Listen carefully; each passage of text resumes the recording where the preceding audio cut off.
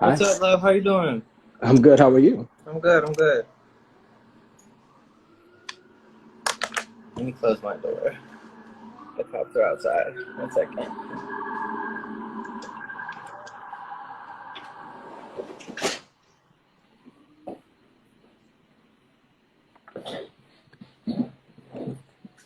All right. How you doing, bro?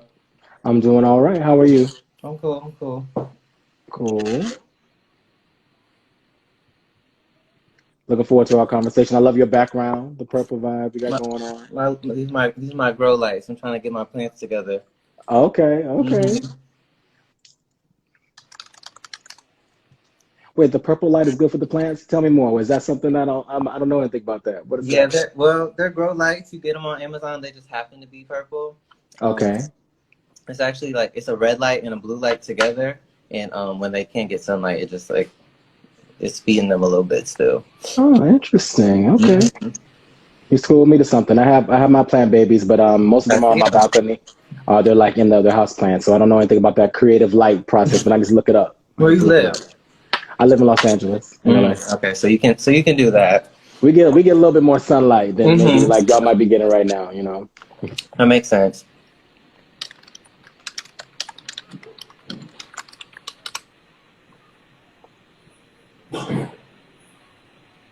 So, thank you for being with me. Apologies on the delay. Export times and such. Um, yeah. So, everyone, this is Yolo. I wonder, could you please introduce yourself to everyone? Let us all know what you do and like where you're from and everything. Absolutely. So, hi everybody. My name is Yolo Akili Robinson. I'm the executive director of BEAM, the Black Emotional and Mental Health Collective, and we are a national training, movement building, and grant making organization dedicated to the wellness, healing, and liberation of Black and marginalized folks. Our work primarily is through training and capacity building. So we train people who are both mental health professionals, but a lot of people who are not mental health professionals, who are everyday folks, from teachers to counselors to big mamas and friends and peers, on how to do what we call healing justice informed peer support. So our work is really centered on the idea that we can't just rely on psychiatrists and social workers for our communities to heal, that actually everyone in our community needs to have the skills and the tools to support themselves and other folks, as well as the education. And so we do a lot of training centered on that perspective at the intersection of a lot of different issues, from intimate partner violence, mental health, of course, HIV, all those different intersections, really making sure that no matter where you are, hopefully you can get the support that you need, even if you can't get to a psychiatrist, you can get to a peer who can really show up for you and show some support for you. How long have you So, been doing this work? oh my God, I've been in public health for about 15 years. Beam has been around only for 4 years since we've been around. But yeah, I started off doing work on reproductive justice, then moved to HIV work, mental health work, and kind of bounced around different places like that. But yeah. So for a little bit while, I'm a little older than I look. I say 15 years, people are like, what? I'm 39, so I've been around a little bit longer than people think. But yeah, so that's a little bit of my background. I love that. That's amazing. Thank you. Mm-mm-mm. Hi, Vic. Okay, so we want to jump into it. Let's do it. So I just dropped part two. This is the mental health episode. We sat with 4 different psychotherapists. We sat with Anthony Duncan, who's actually on here, who is one of the co-founders of Dead to Silence. We have some beautiful musicians, some dancers. We have Adrian Dunn. We have B Major gave us some music and a ton of different stuff. Julian has some poems in here. It's very much so like a passion project of mine that I've been like not sleeping over. And so I'm curious what the reaction might be. How do you feel now that it's completed? How do you, it's out in the world? How are you feeling? Well, I did miss out on the 84-degree day we had today, but I feel very proud. I feel relieved. I get a couple of days off before the next one, and then we get into part 3, which comes out on the 29th. Don't hold me to it. Maybe not, but I feel relieved. I feel clean, and I feel like I deserve a nap soon. Okay. So I'm happy about that. But I really love how it turned out. I'm very happy with it. Yeah, no, I feel good. What are some of the highlights that you most enjoyed of the? I mean, there was so many pieces of it that I just had the opportunity to watch, and I was like, wow, wow, wow. Are there any highlights that you really that spoke to your heart in a particular way? So I guess the first thing that comes to mind is Keith Carter talking about his process adopting a child and fostering since I think he said 2008, and now it's 2020, and he just officially adopted a young lady. That was like something that was very touching to me, and I haven't really had many interactions with people who like who are gay Black men who have like actually adopted someone before. So it's interesting to hear him talk about that. Mhm. Yeah, interesting. Yeah, I thought that part was really beautiful, beautiful. Particularly just kind of reconceptualizing how we think about ourselves as like parents and taking care of our own, really, right? I think about how many young people, how many Black young people particularly are in the foster care system, and how there's an opportunity for many of us, and many people have taken advantage of that as queer folks to really support young queer children who otherwise may not necessarily get adopted or may be stuck in the system in other ways, you know? Mm-hmm. Yeah, totally. And what else? We got some pastors who sent us over, who answered a couple questions that we had sent them, um, and some of the stuff that they've said, and I know it's like cliche, but a word very much, and I like resonated with so much of the things that they had sent over, and some of these clips of them answering the questions were really long too. And I'm like, wow, like I feel like I sat through church, and I felt like they were talking to me because these are they're Black and gay, and they're talking about like how they identify with the church and with God and things like that. And that's something that I don't think I've like seen very much of. So I appreciate it a lot, especially growing up, not really feeling like seen or feeling like I had a place in like church or in gospel or things like that. And having so many people around me who do feel like they identify there. And then like going through this footage and talking to these people and hearing their answers, and listening to this music, and feeling like I resonated so much with it, and just like kind of really felt it. I don't know. I couldn't like not include it if it felt really really good and really like refreshing for me. Mm.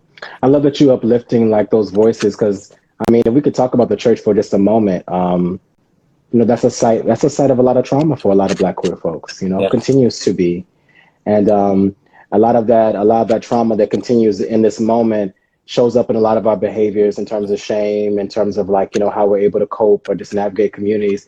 And so, really uplifting the voices of folks in Christian communities or any faith communities that are really affirming queer folks. And I think we need more and more of that. We need more of those voices amplified and lifted. Yeah, absolutely. Mm-hmm.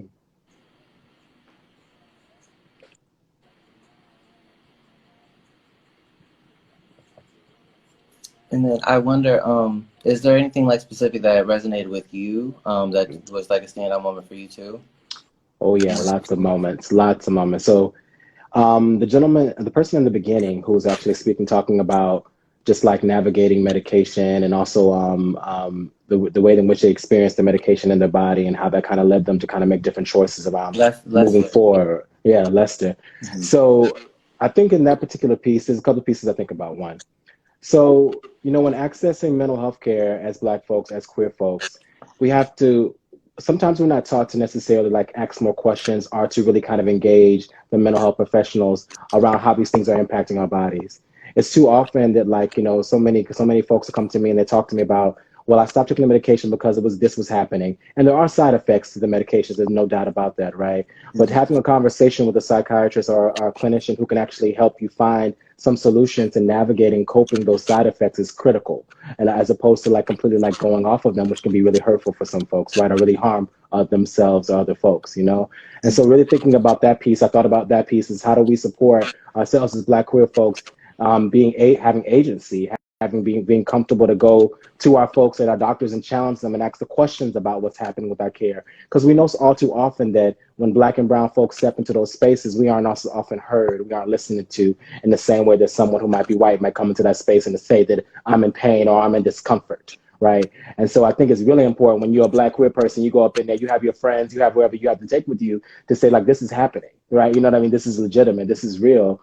You know, and the film that we're talking about, Nigel Shelby, you know, Nigel Shelby, as you all know, was a young Black gay man, young Black gay youth in Alabama who committed, you know, took their own life.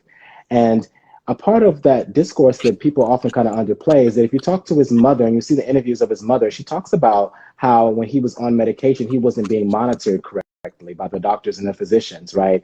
And how like she was really struggling and trying to advocate for the physicians to be more attentive to his healthcare needs. And so here we have a situation, an example where, you know, as Black folks, we go into these institutions and, you know, they're just not hearing us. They're not listening to us because of cultural competency, because of racism, because of homophobia. And I think it made me think about the importance of like really having a community rally around our folks and supporting our folks to being comfortable asking those hard questions. And so what do you think that does like literally look like when maybe we know someone who is you know, like a queer youth and or an adult like on this medication for like antidepressants, and they have all these side effects? How do we like help monitor those people and make sure that they're getting like the proper like care that they need and the proper attention, rather than here, go take these pills and hope you feel better? Yeah, that's a great question. So the first piece I think is one, really engaging, like, so if you have a colleague and a friend who's reporting all these symptoms, all these experiences, and maybe they're not comfortable talking with their psychiatrist or their clinician with them about those things. I've seen folks, and I've done this with folks, where I go to the clinician with them, I go with their appointment, and I'm gonna go with them, and I'm like, hey, we're going up to your doctor, and we're gonna have a conversation with your doctor with your appointment, right? So being supportive in that way, like, you know, my approach tends to be very guerrilla tactics. I don't play no games with my folks' lives, and it's like, let's roll up in there together. Also recognizing that sometimes if it's a possibility, finding a second opinion. You know what I mean? Finding another clinician if possible, who in that network, who can maybe like, who can work for you, work with you.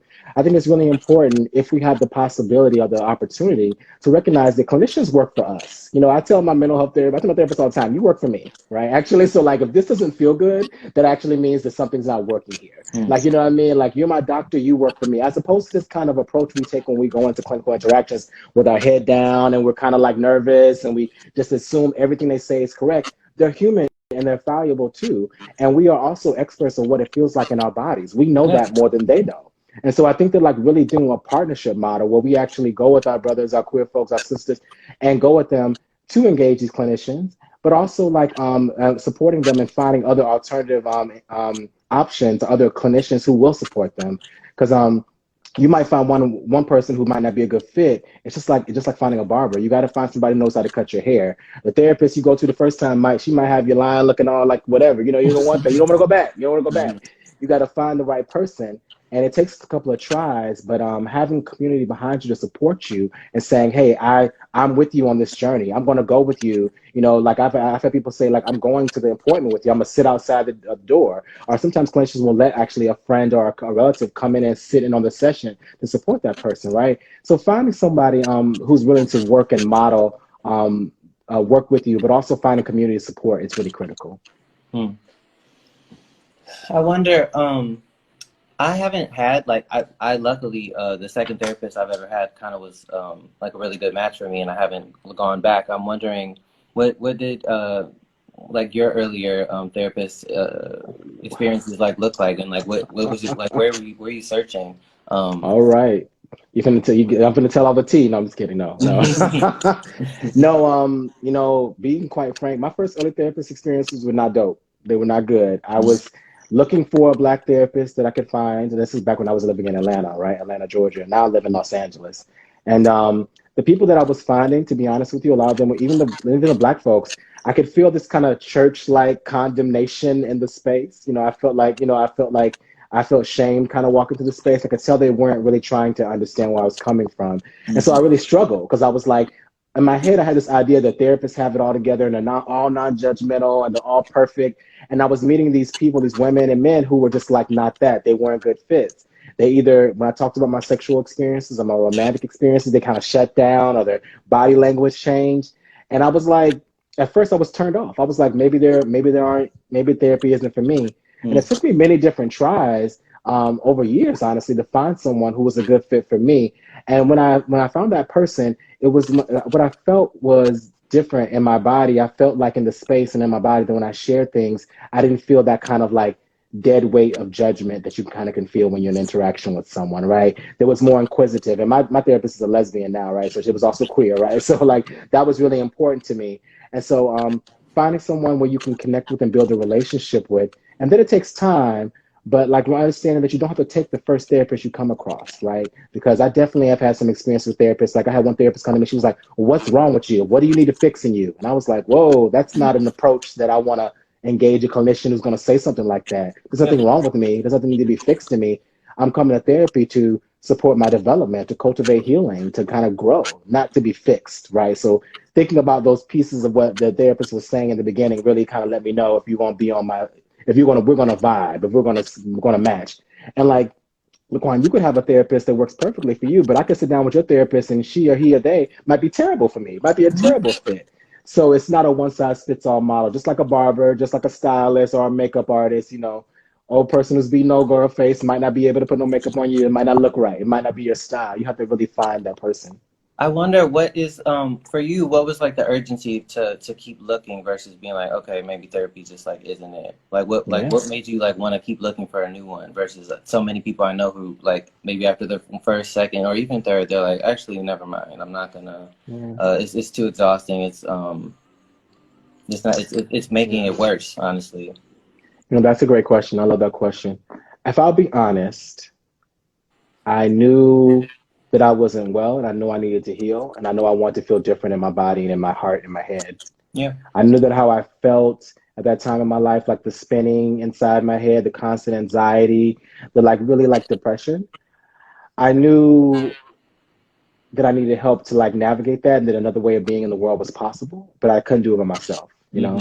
And I drive to feel differently in my body. That drive to want to feel differently in my heart and in my spirit is what really kept me trying all the times in which I would experience people that weren't great, you know? And also having some people in my corner, like having friends and family who were like, yeah, actually, okay, like let's try here. Let me give you this recommendation. I'm gonna call so-and-so, like, you know, really backing me up was really critical, right? And so I think that those two pieces, that need for my own kind of peace and my also understanding that I could feel differently, along with having family and friends who also were in therapy or were trying to engage those kind of care services, was really reinforced. Because like when you're the only one, it can be hard, right? If you're the only person in your friendship circle that's kind of into it. But when you have people or just like one or two folks that are like, hey, that's dope. I think that's dope that you're doing that. I support you.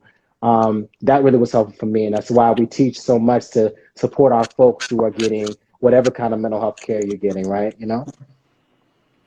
Yeah. And then I wonder too, outside of therapy, because maybe some folks have decided or that they like therapy is not for them, or they can't afford it, or they don't have insurance. But I still want to be well, and I still have this urgency to be well. And so what does that look like? What are other self-care practices that are alternative to therapy? Absolutely. So one thing I tell people is that therapy is just one. I always think about you have to have a tool belt for your mental health or your wellness, right? And so the things that you might put in your tool belt might be very different from what I have in my tool belt, right? For some folks, talk therapy is really helpful. It's very transformative. For some folk, it might be yoga. Some people, it might be Reiki. It might be actually herbalism, like drinking certain teas might be a part of their practice. Church and singing, art therapy. You know what I mean? Sometimes even like also working out can be like also a form of catharsis for people, right? It's about figuring out what works for you in your self-care plan and like what strategies are helpful for you in your healing. And they look different for everybody, you know? And so I think that it's really important. I love that you lifted that up because there are just many ways to heal, many routes to healing. I'm a big fan of having a tool belt with a lot of different things. Like, you know, in my tool belt, I have my therapy. I'm a yoga teacher, so I have my yoga practice. I think it's really important to kind of be present with my body. I have my meditation. I do my exercise. Like all those pieces are like things I have in my tool belt to help me and support me.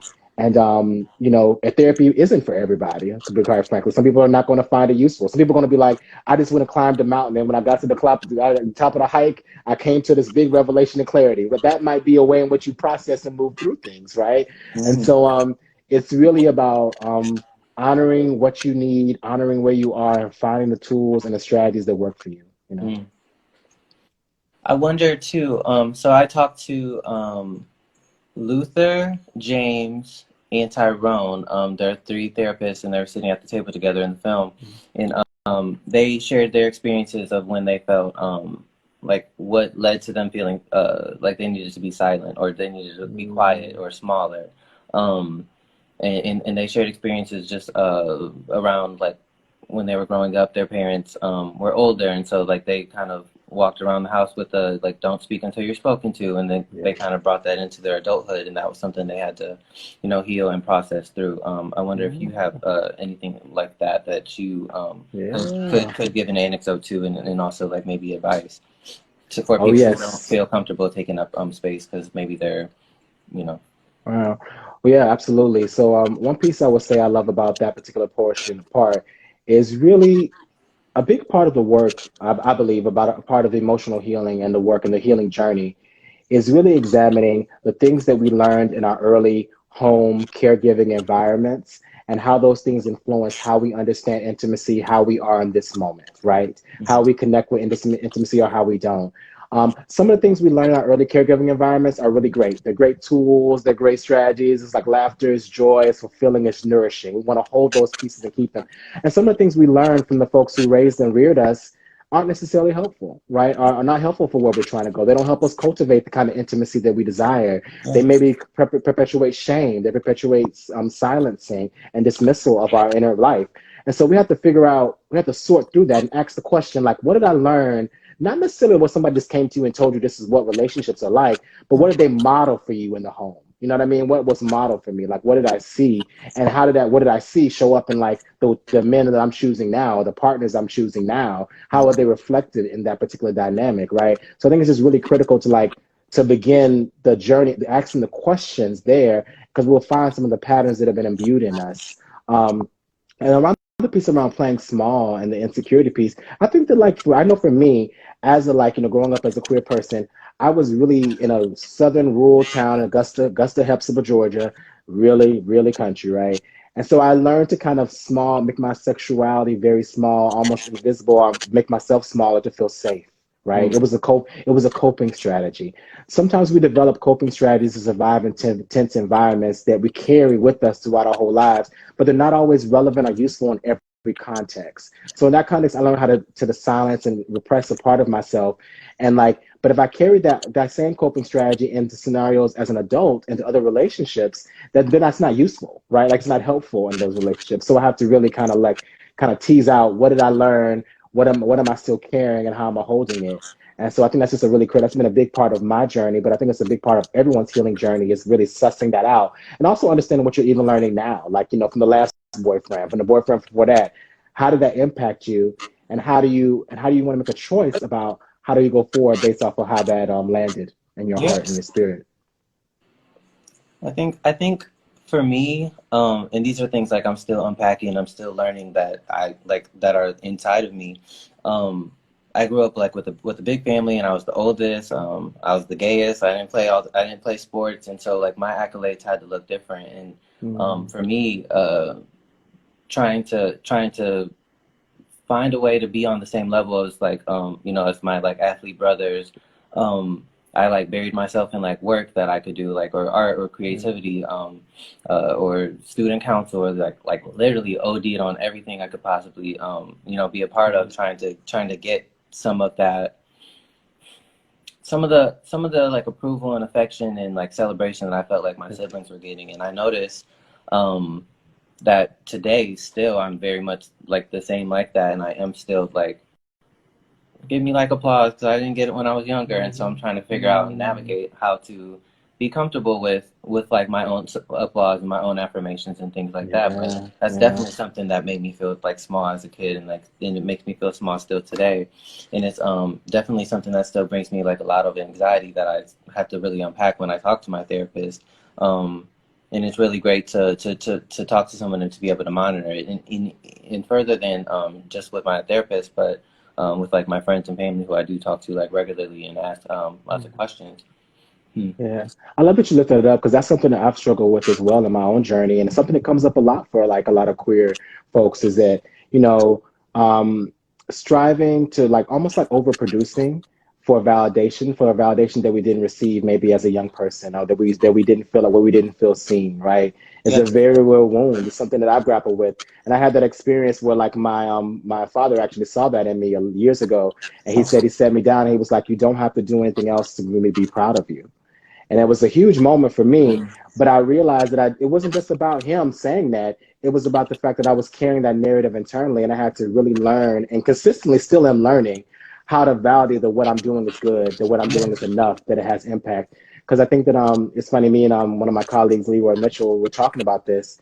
When you have the it's not enough complex, what often happens is we don't sit and let it marinate the impact of what we've done. We're Yeah. always rushing to the next thing, Mm-hmm. right? So we don't let it marinate. When somebody gives us a compliment, we're just like, oh, well, you know what? Well, you look good too. That's not about me. It's not that, but we deflect because Mm-hmm. we don't want to sit with it like and let it marinate in our spirit and our soul, the affirmation and the validation, because sometimes it feels uncomfortable, right? It feels kind of foreign. It's like, oh, don't say that about me. It makes me feel, weird. And so getting into the process of like learning to sit and be present with that and just feel it and not rush off to it and say, thank you, I accept that. I appreciate that. And like really feel it where we feel in our body is critical. One of the things that I always encourage, and if you look on Beam's Instagram, you'll see we have a lot of journaling prompts. I always tell people that journaling is one of the best and cheapest wellness practices you can find, right? Journaling what's happening in your day, but also journaling affirmations. And what some of the things we'll post on Beam's website is we'll say things like, it'll be a blank space, and the prompt will be, today I was proud of blank, right? And inviting people to write in and like, I'm grateful today for my friends because blank. Like, what I mean, I felt good in my body because today, like, really inviting us to make it a regular practice to affirm ourselves and to highlight the things that are brilliant and beautiful in our life, because we know as Black queer folks living in this society, we will be bombarded with all the things about that will try to tell us that we are not valuable, we're not worthy, and we have to refuse that narrative. And we have to intentionally refuse that narrative every single day in terms of how we treat each other and also how we treat and talk to ourselves in our heads as well. I want to, for a second, I want to encourage anyone viewing too to submit questions as well, and we can answer them together. Yeah, I've seen a lot of hearts popping up, so I'm hoping people are engaged since we've been talking. I love hearts. I want to send them too. What else? So in the film too, outside of just the conversation with the therapist, I included some like dance elements. I included a bunch of music, and there's illustration work from Jacoby. I think he's on I here. love the artwork. Yeah, I love the art. And even for me, working on the film and collaborating with all these people, and it was just therapeutic. It's very much work for me because it takes a lot of energy to do, and skill and time and patience and all those things. But like this is very much like therapeutic for me as well, and And therapeutic for people who are witnessing it too, I would say. yeah. Like, I mean, watching it, I was like, this is creating and crafting heart space for people to be able to process their own experiences and see themselves mirrored and validated. That Mm-hmm. is extremely therapeutic, It's really a healing tool that you created. So in the spirit of letting you marinate with that, I'm gonna let you marinate with that. I want you to hold that, okay? Feel Mm-hmm. that and like and honor that like you've created this art piece that is going to exist beyond this moment, is going to go to places that you won't even realize or feel the impact, but Mm-hmm. it's going to land and open up spaces for healing and for, joy and for wellness and intimacy for other folks who if you had not created, would never have that opportunity, Yeah. you know?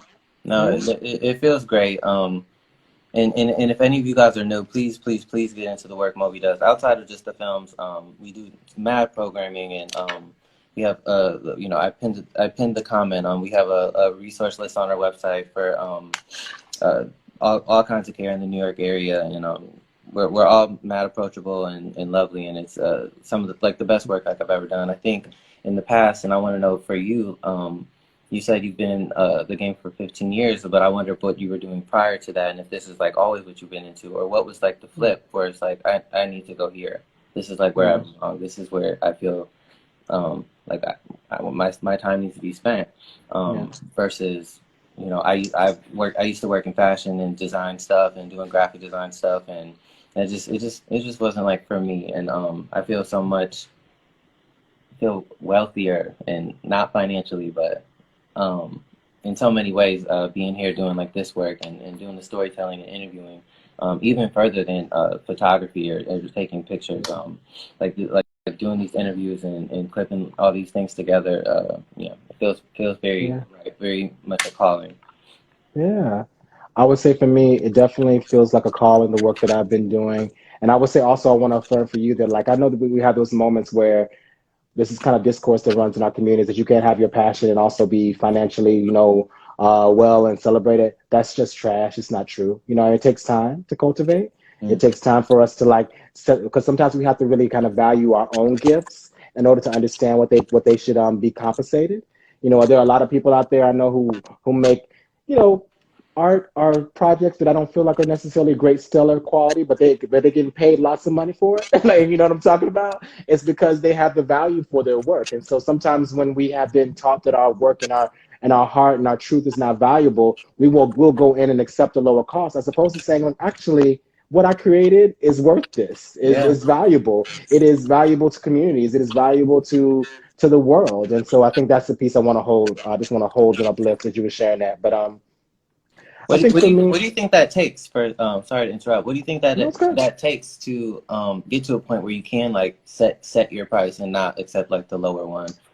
It is the journey of self-value, right? It really is. I mean, like, and it's undoing that stuff. Like, for me, I had this voice in my head that I think was really kind of a version of my father's voice I internalized. It was always telling me that it wasn't right. This is what's wrong with it. You shouldn't get that money for it. You know what I mean? This is not good. And I had to really start talking back to that voice, right? I had to start reparenting myself to start saying that, like, wait, hold on. What are the beautiful things about I've created? You know what I mean? This was good. This was Right. powerful. I had to talk back to that voice. And as I started that practice, that voice got stronger to the point where it kind of like outshined that voice that was negative. And it really helped me, like, begin to, in the outer world, to advocate for myself. Because I think what happens is you have to believe that you matter. You have to believe that you're valuable. And Yeah. that's not an ongoing thing. Sometimes we find days when we don't feel that way. Some days we do feel that way. But it takes up the little bit of healing that you're doing on the path that builds up. Like, it's the everyday journaling that gets me to the point where one day I'm able to stand on the stage and say what I need to say, right? It's the therapy over months. It's all of it builds. It builds, it builds. It's not always immediate. But I always tell people that, like, we have to do the ongoing healing work practice and understand that, like, it will pay off in 6 months when maybe you find that partner that you can stand in integrity and honor with. It will pay off in that year or two when you feel differently in your body and your heart, and you're not spinning in your head, or you're not depressed or down. There's a variety of ways it can show up, but it takes time, and it's not quick, it's not fast, and it never stops. Like, I feel very grateful in my moment in my life to really be celebrated and affirmed by so many institutions and so many communities. And there's still days when I'm just like, this is mess, man. What are we doing? Like, you know what I mean? So some days when I'm Yeah. not thrilled with what I've crafted and created, where I'm like less than happy, and I have to, like, be in those feelings, own them, feel my sadness, know that I am not my sadness. I think that's an important thing too. Like, in English language, we say I am sad, and many other languages, when you translate, like from French, you don't say I am sad, you say I have sadness, which is a very different psychological framework, to have it versus to be it, right? So I have my sadness, I feel it, I cry it out, I'm gonna mope around for a day, then I'm gonna be like, all right, girl, well, what, like, I'm gonna call my therapist, do whatever I need to do to help support Yeah. myself to cope, so I can show up however I can show up, in the next day. So it's an ongoing life journey. It never ends. I talk to younger people who are always like, when I hit 30 or when I hit 35, I'm like, boo, I'm 39. And I could tell you, you just learn how to juggle it, you learn how to manage it differently. Yeah. But it's always something that you're going to be working through and growing through. Just like Michelle says, Michelle Obama, she's always becoming, right? We're always becoming something different, something new for us. Amen. Okay, Michelle Obama. Yeah, I just watched a documentary last night. It was so beautiful. I Oh think yeah. I think we have some questions, Laquan. I want to make sure I didn't. Yeah. Okay, so I have a couple in the box. Let's Okay, start. you do. How does one navigate queer spaces that also tear you down? Mm, you want to take it on? You want to do it first? You can go first. You How want to does go one first? navigate queer spaces that also tear you down? Well, I can tell you the strategies that work for me. These strategies may not work for you, right? So that's one thing. It's not a one size fits all. I can tell that I'm very intentional about cultivating community around me of folks who uplift me, who celebrate my healing journey, and who are interested in cultivating joy and wellness, right? There's a broader community that I have to engage. And the ways in which I engage those folks is I have really strong boundaries around that engagement, right? It means that like I limit my time with spending with those folks. It means that I limit what I share. It means that until someone has shown me that they have the capacity to honor my vulnerability, then I don't give it to them. Right? You know what I mean? And it doesn't mean that I dismiss them or like try to put them down. It means like, hey, this is what I can share with you based off of what you've shown me who you are in your journey. And so a lot of communities where there's a lot of negativity, maybe I'm just kind of the high and by, and I still love to y'all, and I'm gonna keep it pumping, right? Because I'm going back to the folks that I trust who know how to hold me in integrity and in love and respect. And those are the Yeah. spaces that I'm going to prioritize and value. And it Yep. takes some time to figure out who those people are, or where that is. But I think when you make that choice from a place of love, not from a place of judgment, but from a place of love, then you begin to kind of create your beloved community, which is what we all need. We need our beloved community. We have to find it and we have to be it. You Hmm. know. I To answer that, I would say, and I agree with you. I very much prioritize the spaces where I do feel safe, where I do feel affirmed, and where the gay and the queer communities are so large and there's so many different pockets. I very much live my life in a way that every space is not for me, and I don't need to be in every space, and that's Mm-hmm. okay. And that's why there's so many different ones. I don't think that I belong to every single like place or every club or every queer party or every flyer that like says gay on it. It's not, they're not all going to be for me, and I don't need to It's bash true. them, but I don't need to give them my Yeah. money either, and I don't need to Exactly. party. When I spent a lot of time in my life finding a community of people who do make me feel safe and make me feel seen and listened to and valued. Whereas in like past years, I've been lonely or sad or didn't have many friends except like my friends from high school or like my siblings or something, and I just felt very lonely. So I take it very seriously, the people who I do find and meet, and I try to put all my like time and energy into keeping those spaces alive and not going spaces where I just don't feel welcome or where I don't Yeah. feel safe. I love that. That's beautiful and powerful. And I want to hold also for folks who ask the question is that it takes time to learn how to build that beloved community, right? You will have some relationships and friendships that'll be like, this wasn't the right fit, right? We learn through trial and error. Just how we learn how what kind of partners we want romantically. We learn through like finding the partners that we don't want. If we didn't have a whole bunch of what we didn't want, we wouldn't know what we want, right? And it's And so information, and it's valuable. You need this exactly, information. exactly. It's the part of the journey. Like relationships will change and shift and mutate, excuse me. And so just honoring that, like, what did I get here? What can I use that I got here for me to know the next time I can show up differently? Not from a place of bitterness, if we can, but from a place of open heartedness and compassion with ourselves and with other folks. Yeah, totally. Another one we have is what are some ways we can show compassion to each other during this time? I'm Mm, assuming that is a COVID quarantine related question. I'm sure. I'm sure. I believe in the practice of tenderness. I believe we need more tenderness with each other. And tenderness, not just when you want to have sex with somebody, but tenderness with all of us, if you know what I mean. So, a lot of us know how to be real tender and sweet when it's somebody trying to holler at, but not tender and sweet with the people that not necessarily you don't have a sexual interest in, right? Yeah, And that's so good. I really want to invite us to practice tenderness and softness with folks when there's not something for us to gain in that relationship, right? Like, you know what I mean? And that means there's a difference between like the kiki and the fun and the really nasty belittling shade that we do in our communities, right? And how do we interrupt that and say like, actually, it's not cool to talk about anybody like that in this space. It's not okay. Like I'm not going to participate in crafting a space for somebody that dehumanizes them. And Yeah. that's counter to a lot of the pieces of our culture because sometimes we're all about the measurement and who got this and who got that. And those things alienate and isolate folks who don't have access to those things, but they also minimize the existence of people who do have those things, right? You know what I mean? Like that you are now just a sum of your parts, or you're the sum of your money, or your whatever those pieces are, and it creates more depression and isolation and disconnection. So I think practicing tenderness, unlearning the places in our lives where maybe we've learned this deep anti-blackness, this fat phobia, this misogynoir noir that has taught us that certain lives or bodies are more valuable. We got to undo that hate within ourselves. Me, that when I see this person, I decide to spew that hate or have that hate within me. Where did that come from, and how do I root that out and replace that with a spirit of compassion, of tenderness, of care? And I think that's, like I said, it's an ongoing question, but it's open with curiosity and not with judgment. I would say in this time, I think it's a very complicated time. For some people, it's like, oh, I get to stay home for a couple of months because of but I thought that I was one of those people, and I'm like, oh, it's no big deal. I spend most of my time at home anyway because I work from home or I work for myself. But then it started kind of getting to me, and like my body started like physically like being in pain, or I would get anxious, or like I would feel like lonelier than I would, or I'm missing outside, or I'm missing shooting and things like that. And I've also seen a lot of things of people on the internet talking about like, oh, make sure you notice who your real friends are who didn't check on you today during this time.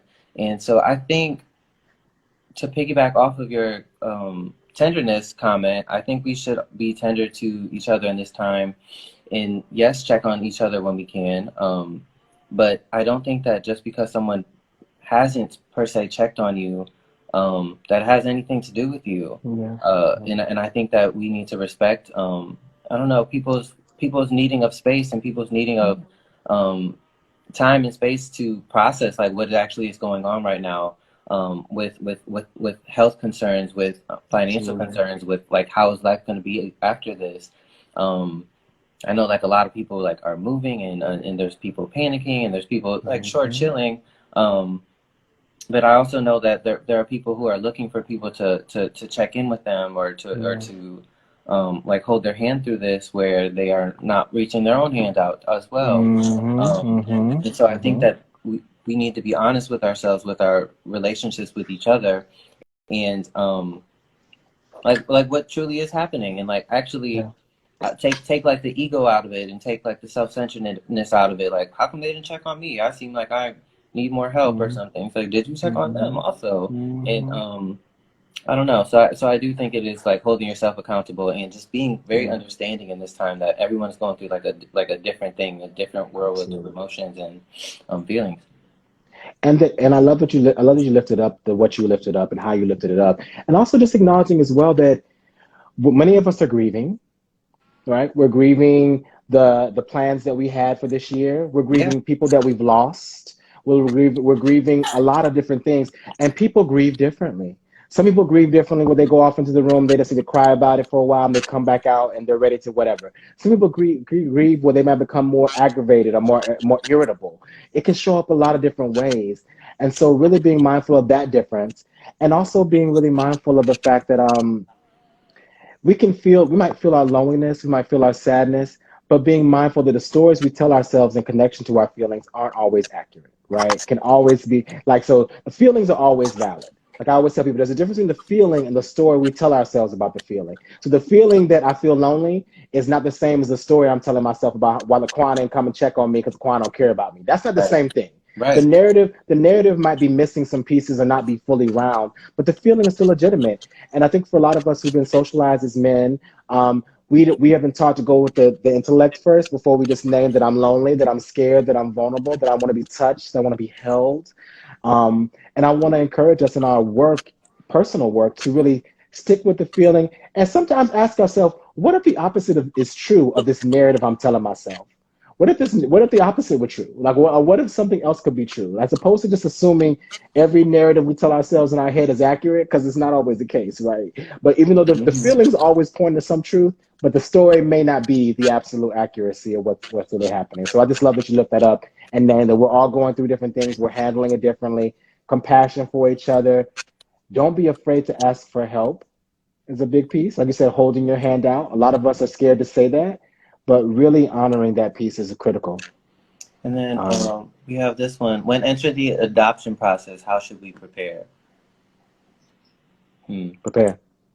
That's a really great question. It's not necessarily my expertise, but I will say that it's for a couple of things. I definitely think that if you're in a partnership, I actually have a friend who just adopted a little baby. I don't know if he's in here now, but yes, I think that you have to have a real kind of honest conversation with the people in your community because it takes a community to raise a child. It's not Yep. just an individual act.